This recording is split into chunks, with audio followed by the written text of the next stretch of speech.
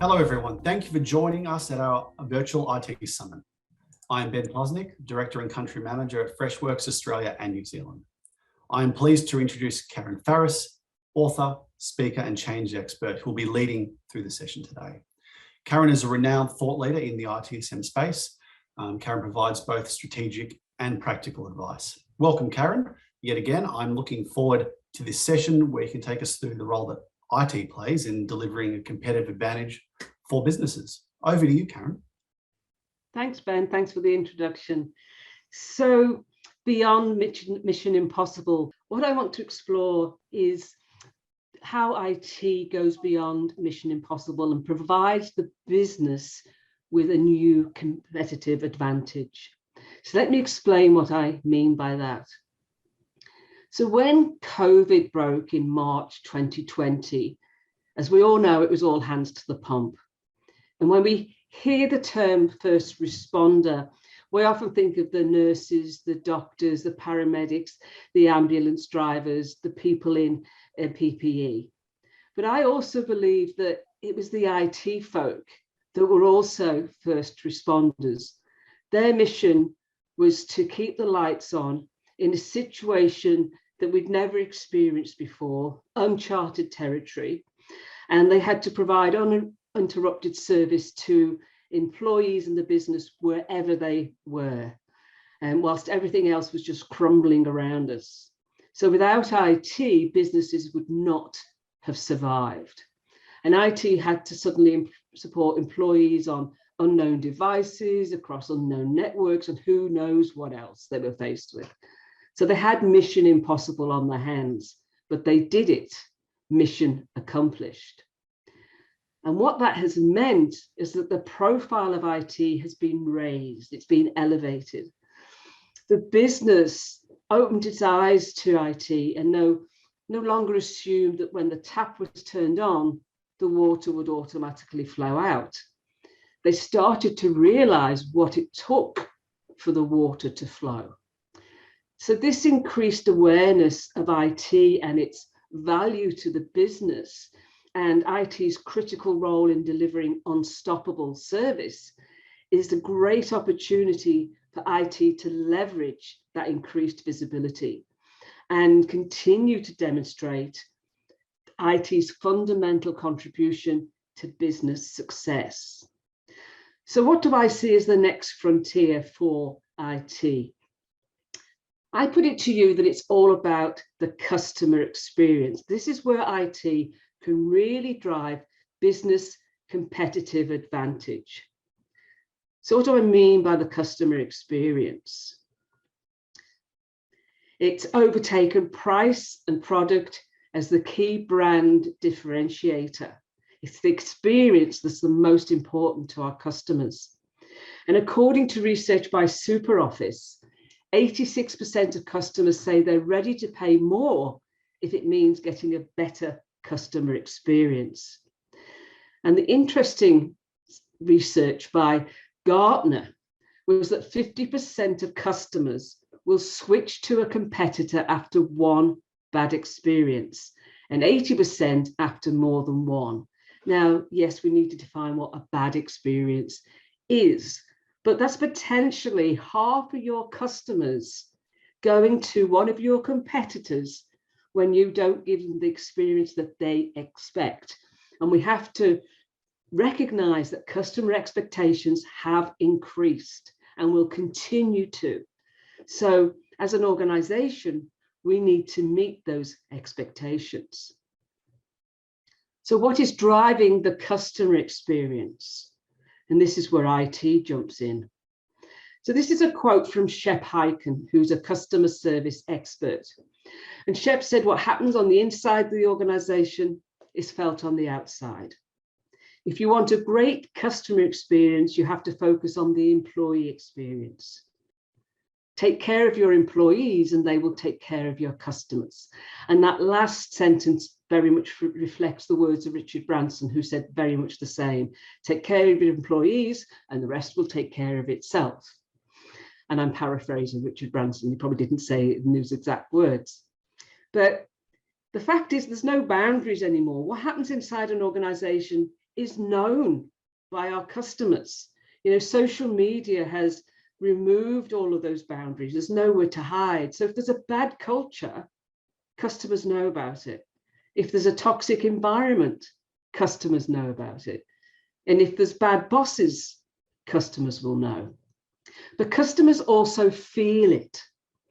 You know that if you're dealing with an employee, whether it's a telecommunications company, a supplier, a power company, whatever it might be, you know if you're dealing with an employee who's happy, engaged, has a sense of purpose, feels valued, is motivated.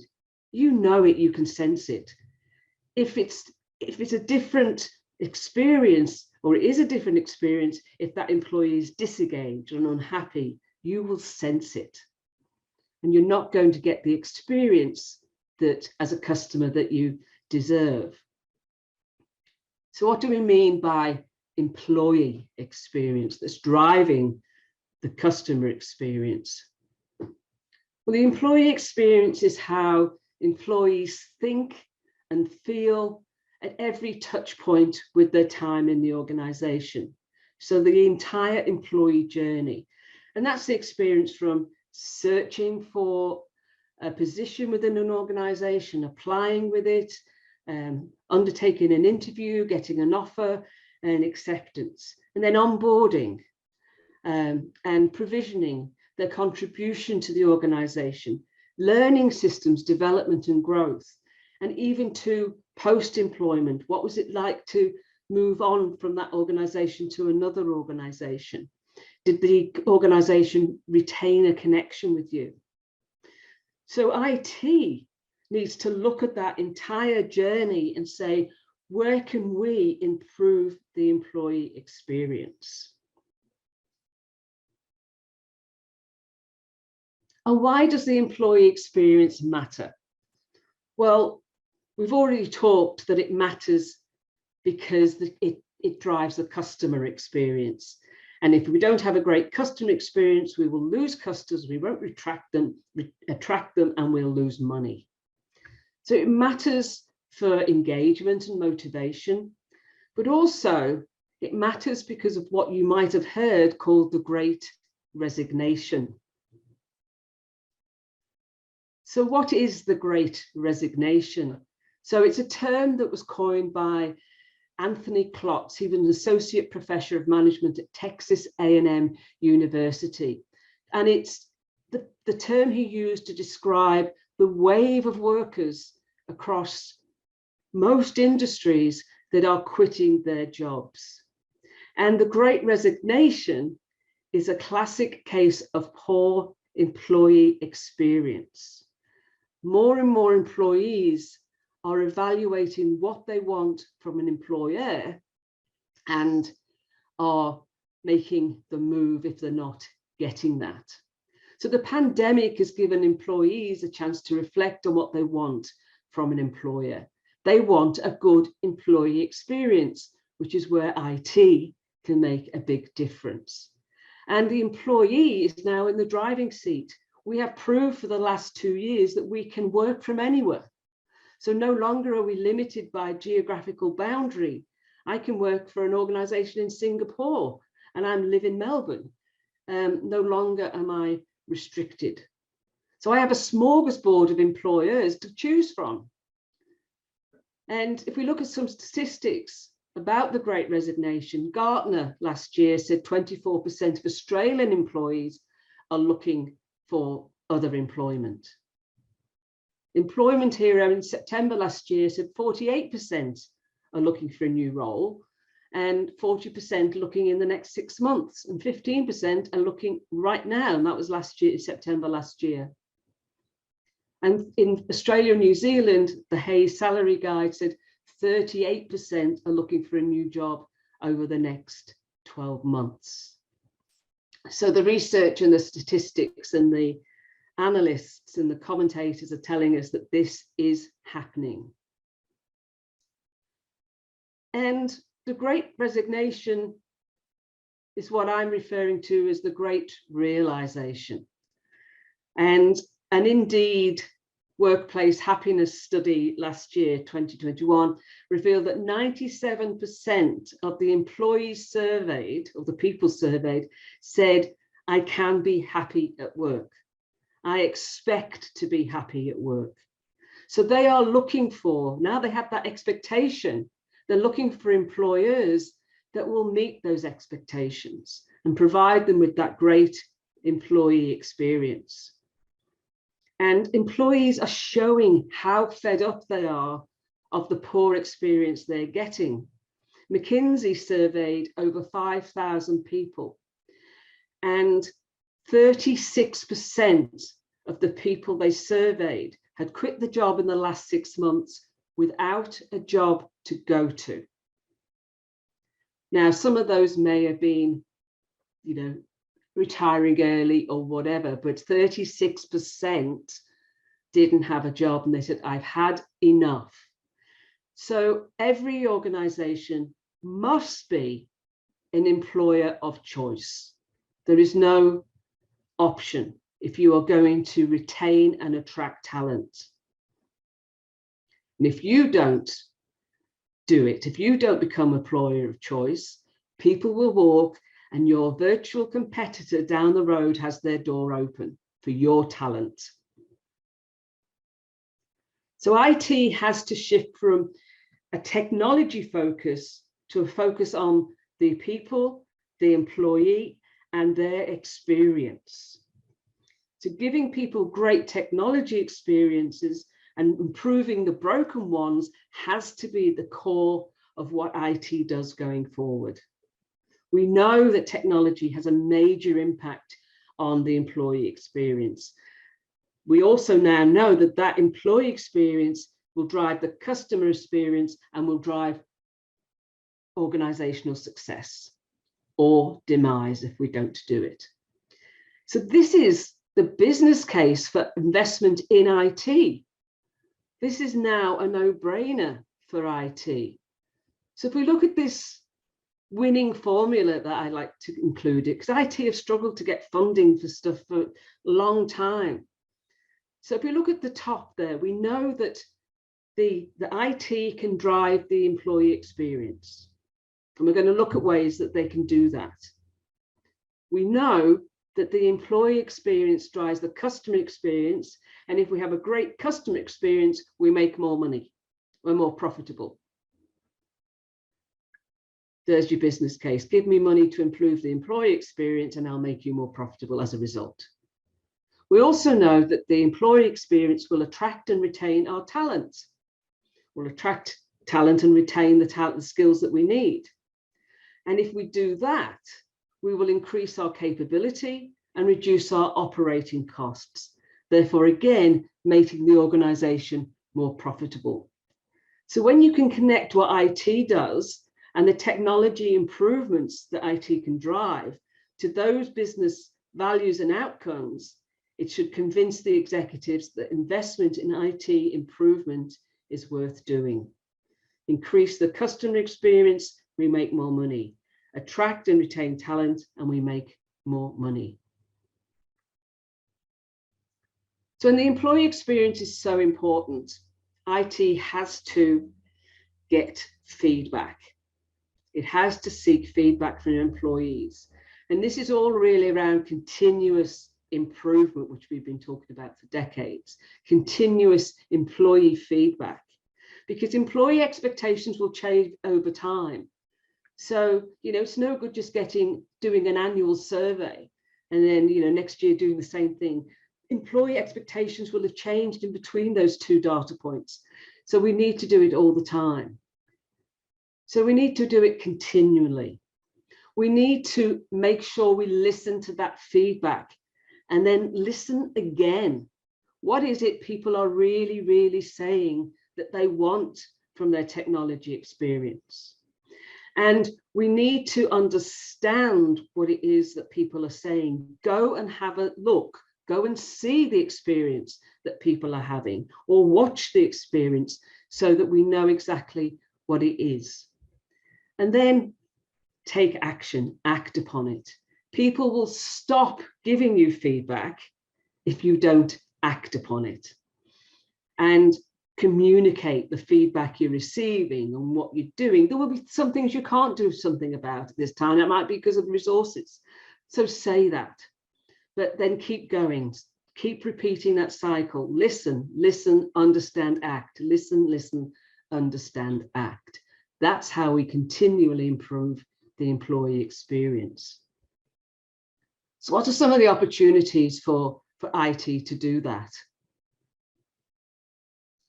Well, helping us determine where we can improve the employee experience is to look at the employee value proposition. And the employee value proposition, or the EVP, is the response to what employees and potential employees are looking for from an employer. So the organization's EVP says, this is what we will give you as an employee in return for your capability, skills, experience. It tells existing employees what you are going to give them to retain them in the organization. And the employee value proposition of 2022 is very different to what it's been in the past. In the past, it's been very much transactional, such as salary, compensation, work-life balance, benefits packages. And whilst those are still important, what employees are saying they want now are relational aspects of engagement, such as feeling valued, having a sense of purpose, being recognized, and having good leaders in the organization. So what does the EVP of 2022 look like? Well, according to Gartner, this was May last year, they said the EVP was all about these things: flexibility, growth, well-being, shared purpose, and connection. So we'll just go around and have a look at what that means to us, or what IT can do. So if employees want flexibility and to be autonomous and in control, that means they want to work from wherever they want to work from, whenever they want to work. So increased cloud computing for some organizations for more on-demand flexible resources, security to ensure that we're not at risk. Employees want accessibility to systems. They want seamless experience. They want integration. If I'm in Slack and I want to contact IT, I want to contact IT from within Slack. I don't want to come out of one platform and go into another. Automate where there's workflows that are still out there to be automated, and make sure that everybody has access to knowledge, up to date, accurate, easy to access, intuitive. What about personal growth? And again, these are just some of my ideas. Employees want to feel valued. So how can IT improve recruiting and onboarding to give me a wow factor? Wow, they really care about me. I've got everything that I need from day one when I started in this organization. I'm not chasing systems access and logons and stuff like that. What about learning systems? We now need to learn how to learn. Virtual reality simulations, artificial intelligence and machine learning that tells me how I can do things better in real time. It's seeing how I'm using systems and saying, hey, Karen, if you did it this way, it'd be far more effective. And human capital management, so IT providing systems to transform the traditional admin aspects of HR, payroll, compensation, training, etc. Employee well-being. So providing a holistic well-being platform for employees. Can we manage office capacity to make sure that everyone is physically cared for? Social distancing detection, automating office cleaning, all those things that looks after not only the physical well-being of our employees, but also the mental well-being. Employees want a shared purpose. So how can IT helps with the goals cascade from organizational purpose down to objectives and key results down to KPIs? Why not IT provide a system where that's absolutely transparent to everyone, that I easily can see what I do relates to organizational goals? Can we match people effectively to do peer-to-peer coaching and providing those collaboration channels? And finally, the deeper connection. IT needs to be looking at collaborative work management systems, the set of tools that provides employees with that unified central platform that can share business data, documents, discussions. It's the central hub for conversations about work, and it's also the place where work exists. So it allows team members to easily collaborate with each other so they have that deeper connection, even if they're in different locations on different devices and even different time zones. And virtual water coolers to try and replicate those spontaneous conversations that people have in the workplace. So tools like Unremote, Meatloaf, Jam, they're all virtual water cooler tools that IT should be having a look at and seeing if they can improve the employee experience. So lots of opportunities there for IT to enhance the employee value proposition. So to wrap up, IT has a great opportunity to demonstrate how it can drive business success. I've shown that the business case for IT investment is there. The employee experience drives customer experience, drives profit. Employee experience drives talent retention, talent attraction, and drives profit. If anyone would like to continue the conversation, there's my details. And if there's the 4 of the books that I've authored, if you want to go to KarenFerris.com and purchase one or all, if you wish, there's a 10% discount for the Freshworks audience. Just put in the code EXCX at checkout. Thank you.